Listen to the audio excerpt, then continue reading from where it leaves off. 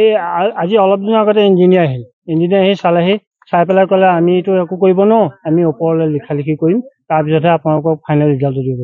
তাৰপিছতে আমাৰ বিধায়ক ভুৱন গাম আহি পেলাই তেখেতসকলক আমি কথাখিনি গোটেই অৱগত কৰিলোঁ। তেখেতসকলে চাই চিতি ক'লে বা আমি আৰু মুখ্যমন্ত্ৰীৰ লগত যোগাযোগ কৰিম, তাৰপিছত তেখেতে কি পৰামৰ্শ দিয়ে তেতিয়াহে আপোনালোকক আৰু কিবা এটা কৰিব পাৰিম।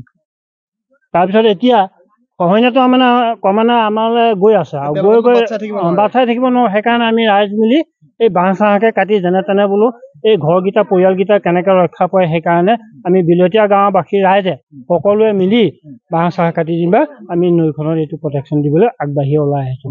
2023 বৰ্ষত আমি আগষ্ট মাহত আমাৰ আহতগীবাসী সজাতি দল গৈ পেলাই আমি উপায়ুক্ত মহোদয়, বিধায়ক মহোদয়, MP মহোদয় আৰু এই বিভাগৰ ইঞ্জিনিয়াৰ মহোদয়কো আমি লগ কৰি তেখেতসকলৰ লগত দুষ্পৰ হৈছিলোঁ আৰু তেখেতসকলে কৈছিলে যে আমি কম দিনৰ ভিতৰত এই বস্তুটো আমি কিবা এটা সমাধান কৰিম। কিন্তু এটাই কথা, তেখেতসকলৰ সমাধানটো সদায় বাৰিষা পিৰিয়ডলৈ থয়।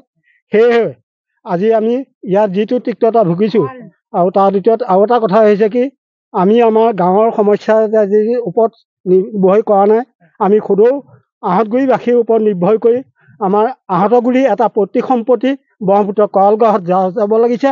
সেয়েহে আমি বৰ আৱেগিক হৈ আছোঁ আৰু এটা কথাই আমি চিৰন্তৰভাৱে ক'ম, আমি বিভাগীয় কৰ্তৃপক্ষত বাৰম্বাৰ কৰি থকাৰ অৱস্থাতো তেখেতসকলে আজিৰ পৰা আমি ফোনো কৰি আছোঁ আৰু তেখেতসকলে আমাক এটাই কথা কয় ফোনত যে আপোনালোকে ইমান আমনিবোধ নকৰিব, আমাক কিয় আমনি দিছে। কোনে কয় এইটো আমাৰ উপমহলে কয়, আমি ইয়াৰ পৰা ফোন কৰোঁতে।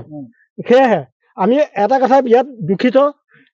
সেইলৈ যোৱাকালি মই আমাৰ গাঁৱৰ সমূহ যুৱ সংঘ লগ খাই লৈ আমি যিটো পাওঁ আমি পাৰিশ্ৰমিকভাৱে প্ৰত্যেক ঘৰৰ পৰা বাঁহ তুলি আমি শ্ৰমদান কৰি এটা কথা ঠিক, ব্ৰহ্মপুত্ৰ বাবাক আমি ধৰি ৰাখিব নোৱাৰোঁ, তেখেতৰ ইচ্ছা আমি গতি ৰাখিব নোৱাৰোঁ। তথাপিতো তেখেতক আমি অকণমান তেখেতৰ যিটো নীতিকাষ্ঠা সেই নীতিকাষ্ঠাৰ ওপৰত নিৰ্ভৰ কৰি আজি আমি সমূহ গঞা বয়োজ্যেষ্ঠ বা যুৱক যুৱতী সকলো ওলাই আহি আমি এইটোত কৰিছোঁ।